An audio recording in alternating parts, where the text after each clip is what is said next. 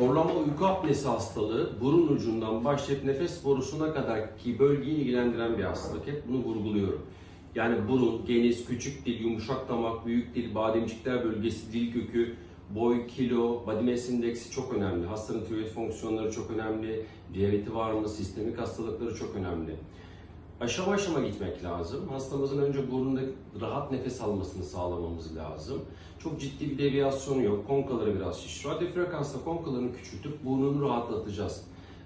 Burnunun açılmış olması horlamasını ve uyku apnesini tamamen ortadan kaldırmayacak. Ne yapacağız?